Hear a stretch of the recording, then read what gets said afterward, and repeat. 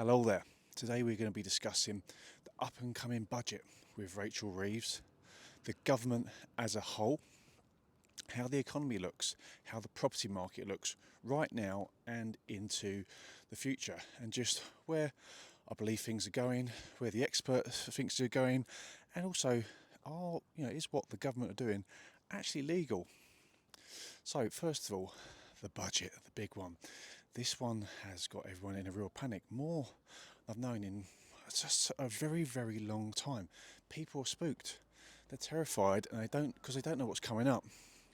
Labour have already, lied massively. We're not going to put up taxes, and they've just put up massive amounts of taxes, and it's just been tax, and everyone is expecting the same thing again.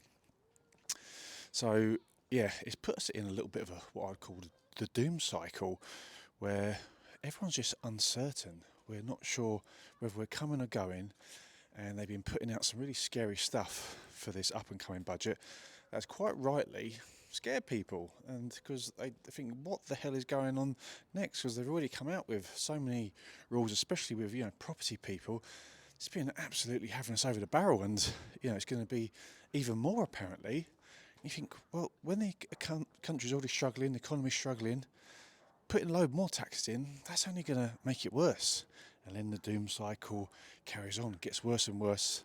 They need to then raise more taxes, but they've scared off all the rich people, all the people with the money, and now it's like the middle class's chance to sort of get their hit. And yeah, it's very disappointing, and it's amazing the damage bad government can do in a relatively short amount of time. They've only been in power sort of, was it 18 months? If they carry on as they are, I'd be amazed if they stay in power the full time. That's another 3.5 years. There's some serious damage can be done to the economy. The state of the sort of British mind, where people just think, oh, there's no point because we're just going to get taxed to oblivion, so what's the point of even trying? Which is a terrible state of mind. So it's just the lies as well. So we have Rachel Reeves, who owns investment property herself, which I was actually quite surprised to hear, but then goes and breaks the rules on these properties, and had to apologise to Keir Starmer for not having a licence that she was meant to have. You're the Chancellor. What if you can't get it right? What's the chance? Rory with one GCSE or Trevor from down the pub with no GCSEs. What chance have they got to get it right? Just absolute madness, especially after we just had Rachel Rayner having to resign because she didn't pay the correct stamp duty. Madness. You were the housing minister, which I've spoken about before.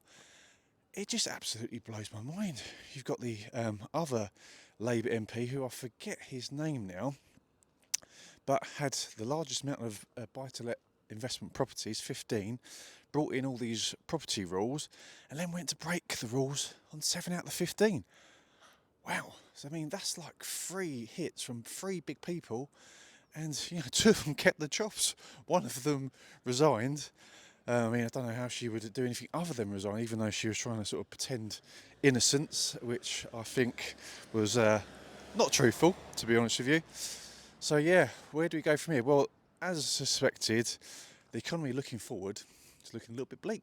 Property market, very, very flat market, and it's looking to be like that over the next few years as well, sadly. And I think that's understandable with what we've got going on. Sort of no growth, no sort of light at the end of the tunnel. But what I would say, with every down period, there's people that are going to find those opportunities, because with everyone feeling a little bit negative, if we're being honest, there's opportunity there, because people are now prepared to take offers on properties that they currently, before, when the market was good, they would never accept. Now, been sitting on the market for a year. They've the current government have killed the market. They'll take some serious offers now. So there is opportunity there if you're an ambitious person and you want to go out and achieve. But it has made things a lot harder.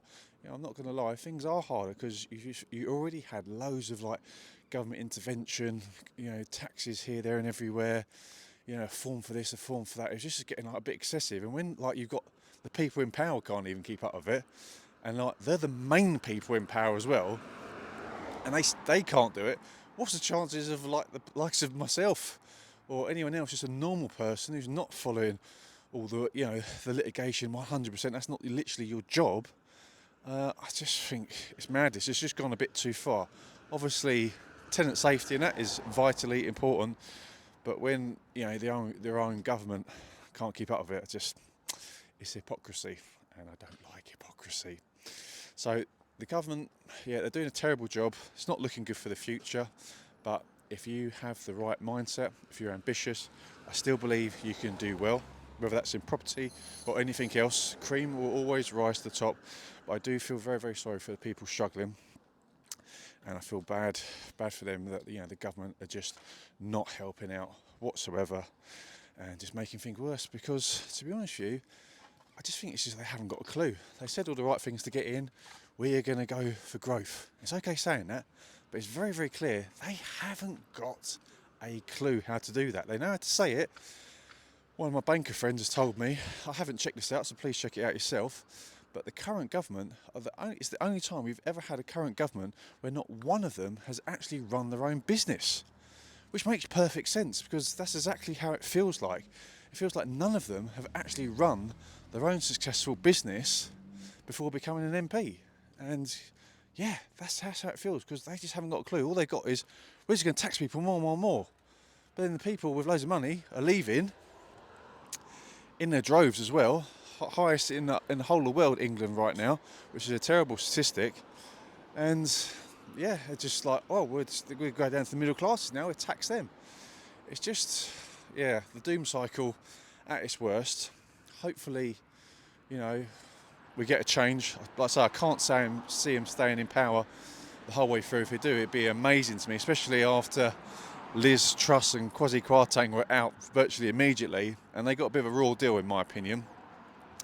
They put things in way too fast, and they didn't really have a solid plan of what exactly they're going to do. But their ideas were actually good. It was just too quick. And if it hadn't have been that, I feel like they could, have been on a much better path. Definitely on a better path than where we're at now, because it's all a lot worse than when they got kicked out. But the pensions dropped a little bit with them, and they were out immediately. So. We'll see what happens. Keep positive. Hopefully the budget isn't as bad. They normally always sort of try and make it sound bad, and people think, actually it wasn't as bad as what it is, and I hope that's going to be the case this time as well. So we will see. Keep watching, and like, subscribe and comment, and we'll see you next time. Thank you guys.